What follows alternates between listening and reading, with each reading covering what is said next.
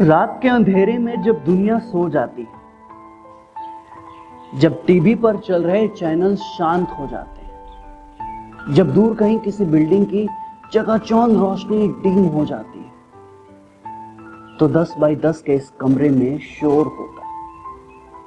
यह शोर पटना, प्रयागराज, दिल्ली, कानपुर जैसे तमाम बड़े शहरों में रहने वाले छात्रों की है, जिन्हें आज कोरोना के साथ साथ किराए की भी चिंता है। यह सच है कि छात्र देश का भविष्य होते हैं, और जब उन्हीं छात्रों का भविष्य किसी विषुवत रेखा पर लंबवत खड़ा हो, तो एक सवाल तो बनता है ना। सवाल यह कि इन छात्रों के किरायों का क्या होगा, जो पिछले 3 महीने से क्वारंटाइन है, इस उम्मीद से कि उस बड़े से मकान के बड़े से अंकल और बड़ी सी आंटी एक बड़ा सा दिल रखती है। पर अफसोस कि उस बड़े से शहर के बड़े से मकान की बड़ी सी मकान मालकिन बस एक छोटा सा हृदय रखती है। आए दिन महीने के हर पहली तारीख पर छात्रों से यह कहा जाता है कि या तो आप किराया दे दे या फिर रूम खाली कर दे। हमने स्टूडेंट है सर, और स्टूडेंट परजीवी होता है। वो लाइफ के हर मोड़ पर किसी दूसरे पर ही आश्रित होता है। पैसों के लिए घर वालों पर, छत के लिए किराए के मकान पर, और सफलता के लिए कोचिंग संस्थानों पर। घर से बाहर रहकर पढ़ रहे मेरे जैसे तमाम विद्यार्थियों के जीवन का ये एक कटु सत्य है। पर इस कटु सत्य की सत्यता को समझने के लिए शायद ही कोई, और यही कारण है कि मेरे जैसे तमाम शहर के विद्यार्थी कुछ तो अपनी सफलताओं और असफलताओं को किसी किराए के कमरे में बंद करके घर चले गए, और कुछ उन्हीं किराए के कमरों में रहकर अभी भी संघर्ष कर रहे हैं। एक कड़वा सच ये भी है कि हमारे गांव से निकलकर शहर जाने वाले अधिकतर स्टूडेंट निम्न परिवार से ही आते हैं। कोई किसान का बेटा है तो कोई राजमिस्त्री का, किसी के पिताजी पंसारी हैं तो किसी के पिताजी हैं ही नहीं इस दुनिया में।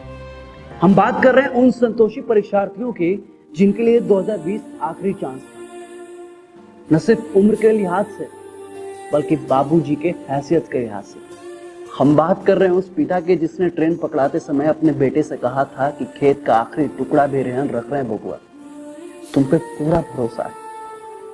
हम बात कर रहे हैं उस माँ के जिसने अपने सारे गहने सोनार के पास गिरवे रखा है और अपने बेटे के भविष्य को संवारने का सपना देख रही है। नमन है ऐसे माँ बाप को जो छोटी सी कमाई का एक बड़ा सा हिस्सा अपने उस बेटा या बेटी को भेज देते हैं, जो पटना, प्रयागराज, दिल्ली, कानपुर जैसे तमाम बड़े शहरों में रहकर परीक्षा की तैयारी करता है। लेकिन इस लॉकडाउन ने सबके सपने और संघर्षों पर कुठाराघात किया। इस लॉकडाउन में ना तो वो छोटी कमाई हुई, ना उस छोटी कमाई का बड़ा हिस्सा वो अपने बच्चों को भेजने के काबिल बचे। तो बात यहाँ फंसती है कि आखिर एक स्टूडेंट क्या करे, क्योंकि ना तो कोई एग्जाम हुआ, ना ही रिजल्ट आया, और जो भी एग्जाम होने वाला था वो भी स्थगित हो गया। तो एक स्टूडेंट आखिर बंद कमरों के किराए का इंतजाम आखिर कैसे करे? सरकार ने तो कह दिया कि छात्रों से किराया नहीं लिए जाएंगे, लेकिन उनका क्या जो सरकार को नहीं मानते, क्योंकि स्टूडेंट किसी के घर में रहते हैं, सरकार के मकान में नहीं।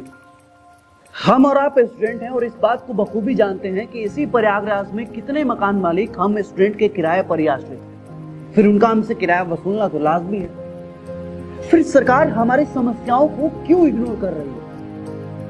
अरे साहब, लाखों करोड़ों के पैकेज में से कुछ हम स्टूडेंट को भी पैकेज दे, या फिर उन मकान मालिक को डायरेक्ट ट्रांसफर कर दो।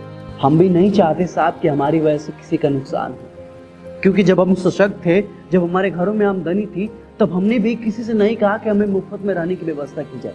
और साथ ही उन संपन्न मकान मालिकों से निवेदन है कि मानवता नाम की भी कोई चीज होती है साथ। अब हम स्टूडेंट को अपने बेटे बेटियों के जगह पर रख के सोचिए कि आपके जेब में फूटी कौड़ी भी नहीं और आप फिर भी अपने बच्चों के कैरियर को संवारना चाहते हैं।